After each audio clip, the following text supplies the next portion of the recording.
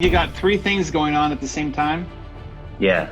If they're all disconnected, then it's going to be really hard for you to get real traction on any of them. Yeah. The key is to combine it. You had the right idea, just the wrong person. You're always going to get ripped off. There he is. Hello, everyone. What's up, How are you doing? I'm great. Great. This is my second time talking to you. I'm pumped. The first time we talked, I was asking you about building a career in customer experience.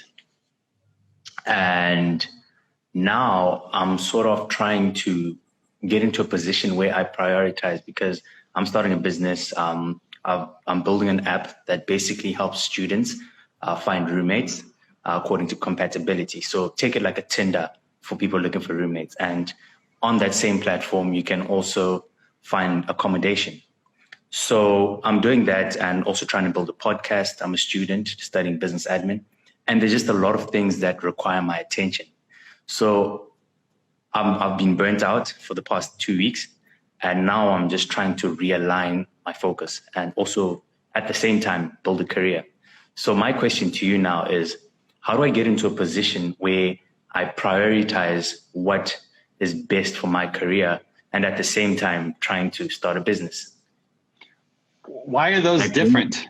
Like, what's the career that you're having and why is it not being an entrepreneur? I think I'm trying to, would I call it killing two birds with one stone? But I'm trying to sort of, get into consultancy, business consulting, customer experience consulting. But at the same time, I'm also trying to, build a business because like the career is going to fund the business because I have no other way. Like my savings are down. I have nothing left in my savings for my business. And you know how it is when you're trying to start up, you have a few shady developers and, they drain your pockets and you try to invest some money in marketing and sales and, that goes south. But I'm still trying to hang on to the business because I believe it has a lot of potential. And I'm in Cyprus right now, and I believe there's a market for this. And why the podcast on top of it? So with my podcast, I talk about entrepreneurship within the African context, and I've brought on some really exciting entrepreneurs. And it's more of a passion project, honestly. So that too is also just, an effort to actually fund the business. The podcast is funding the business?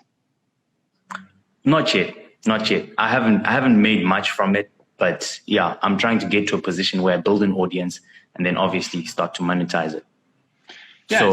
So I mean, you got three things going on at the same time. Yeah. And if they're all disconnected, then it's going to be really hard for you to get real traction on any of them. Yeah. The key is to combine it. So if you're going to have a job, which is fine, the job should do more than just fund the business. The job should give you experience and connections to help you launch the company. Absolutely. So if you want to have an app company or software company, you should be working at a software company, learning the ins and outs of how to run a successful software company. You should probably also have a technical co-founder to do this with, as opposed to you, because you're always going to get ripped off. Of course. And you're never going to know if the timelines are right or not, or if they're working hard or not. You need somebody who lives and eats and sleeps and breathes the software side of things just as much as you do the business side of things. Absolutely. And if I'm you, I wouldn't do the podcast. I'd be having you go on podcasts to promote this connection service that you've got. Like this starts locally. So this starts in Cyprus and then it expands. And one college takes you to another college. It's just basically Facebook all over again. Started on one campus and then expanded to other Ivy Leagues and then took over the world, right? It's the exact same model. The difference is, Zuckerberg could code. If you can't code, then you need to find somebody who can help you code. And then you center everything around that. So you get a job where you're going to be learning about the ins and outs of this business, either software or selling to universities, something that's going to help you, not just a generic management consulting. A lot of that is not practical or relevant. Like I looked at going to McKinsey. I looked at the strategic consulting firms. A lot of it is way too high level for a single entrepreneur. Like you're not going to learn that much at a consulting job that's going to help you start your business. Okay. You find a job that's going to help you with your business.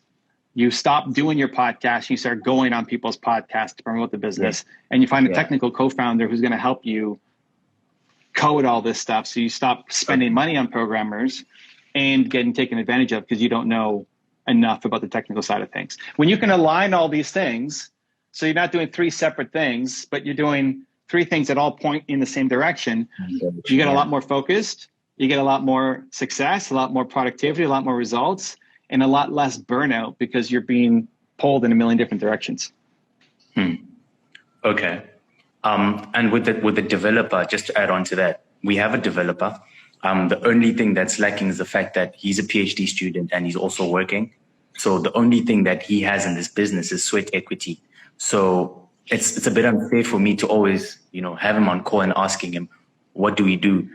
This needs to be done, because he's always busy. So now I'm trying to I'm finding myself in a position where we can't bring on someone unless we are giving them funds, because you can. Sweat equity is fine. You just have to have somebody who's as committed as you are. Yeah. Like you need somebody who's so committed to it that he's calling you up and saying, dude, you need to get on podcasts. You need to start promoting this stuff. Because while he's in his basement coding away, he wants you to be showing up on your side. Yeah. You had the right idea, just the wrong person. Okay. This person might be great, might be your best friend of all time. It's not a terrible human. Yeah. It's just not as committed to it as you are. Exactly. And I don't expect him to be. Yeah. No. You need to expect your partner to be as committed to it. Okay. Yeah. If you're paying somebody, that's a different story. If I'm paying somebody on my team to help me create Instagram content, I don't expect them to be as committed to this as I am. But if I'm going if we're business partners on something, I need you to be as committed as I am. Otherwise, I don't want you as a business partner.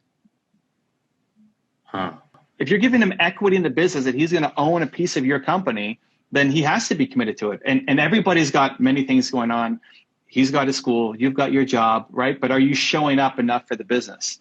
And this is what sinks a lot of early stage companies is one partner ends up carrying the weight for everybody and it becomes crushing.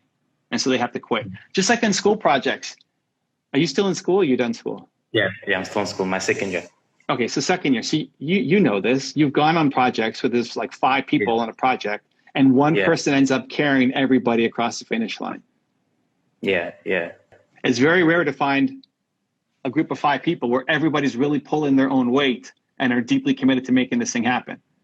Yeah. But that's what you need. If you're going to give somebody a part of your company, that's what they need to be, because this is a relationship for a long time. This isn't just, okay, one project for 3 months, I'll hard carry it, and maybe I don't have to see you guys again. This is, no, we're doing this for 5 years, 10 years, for life. I mean, we want to sell this thing. We want to build a giant company. You need somebody who's going to really pull up their part of the bargain.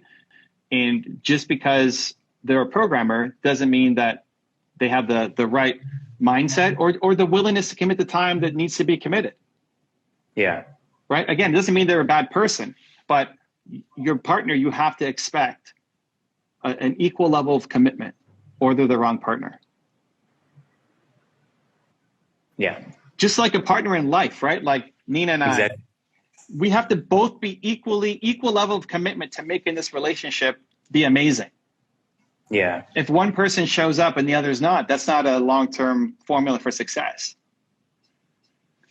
So the marriage you're creating is the business. You're trying to create this amazing business, and if that person's not committed, it's the wrong. It's not, again, they're not a bad person, and it just might be a timing issue right now, and it's okay. Like, go focus on your PhD. I love you, but this person is slowing you down from accomplishing your goals. I mean, you're slowing yourself down with all the other things that you're doing and lack of focus and clarity, but they're slowing you down too.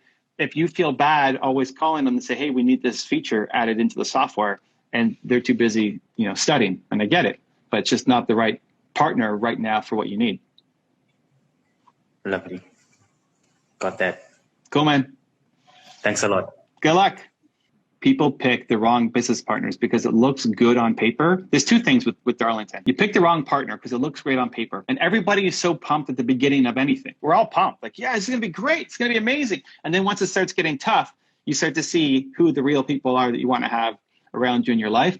And it's not a knock on the person. It's just not the right fit. It's not, you don't want to yell at them and say, you suck and you're not committed and you're not doing your role. But that's probably not going to lead anywhere.